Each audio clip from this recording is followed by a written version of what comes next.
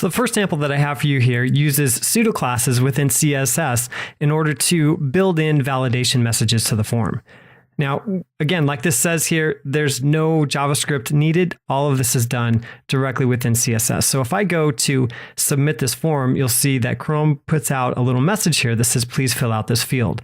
That's done because this element has been marked as required. And since it's also been marked as required, it's showing up with that lighter red border around the box. So as I type in a username, you can see now that the rules are fulfilled and the helper text that I had underneath the text box has gone away now.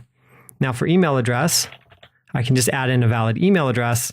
And again, the helper text is gone.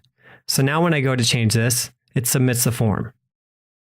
Now let's take a look at the code that underlies this sample and pay particular attention to the CSS. So here's the HTML for the page. If I begin at the top with the text box for username, you'll notice that I put in a pattern. Now this is a regular expression that the validation engine will use to validate the value in order to make sure that what's been input into this box fulfills the rules that you've established for it. Now I could have put it within the regular expression, but I wanted to show you how to use this attribute as well, so I have a max length here of 30. So as long as there's a string within this box that's alpha characters only, a minimum of 5 characters in length and a maximum of 30 characters, then it will pass the validation. Now directly under this input element, I've created another div and given it the class of invalid. And here is where I put in the helper text so that as users are filling out the form, they know what to expect in entering data within that text box. And the same thing for email. Here I have email, set it as required, and even have a placeholder, giving them a hint of what they need to enter into that box. And then again, a div element after it with the class of invalid, giving them an idea of what they need to do. Then I just have a standard submit button used to submit the form. Now let's take a look at the CSS used in order to give it the interaction that you've seen. So starting at the top, I have my input elements with a pseudo class of valid. Now I'm using the adjacent sibling selector to say that if I have a valid input element, the div that's sitting next to that element with the class name of invalid, that item will be hidden on the page. Now I'm not using display none because if I do that, then those elements will take up no space within the DOM and then the page will start to kind of jump around a little bit.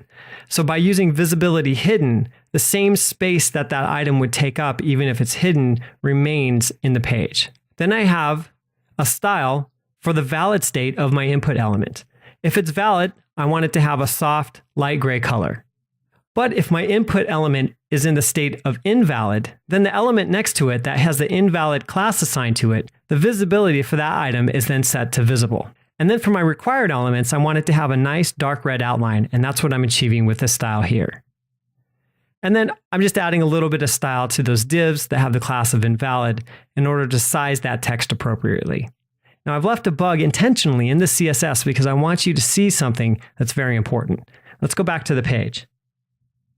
Notice again here, when I fulfill the requirements of the validation rule for this text box, the validation message goes away, but I still have that dark red outline. Now I just said that if the input elements were in a valid state, I needed to have a nice soft gray outline. Let's adjust the CSS a little bit so it'll behave the way I want it to. Now, since we're truly dealing with cascading style sheets, the last item that is defined within the style sheet gets precedent. Now, if I want to make sure I'm getting the look that I'm looking for, I need to make sure that input valid is the last item on the list. So now, as the CSS is being interpreted correctly, the input valid pseudo class will get the highest precedent because it's the last one defined. Let's go back to the page and see how it behaves now.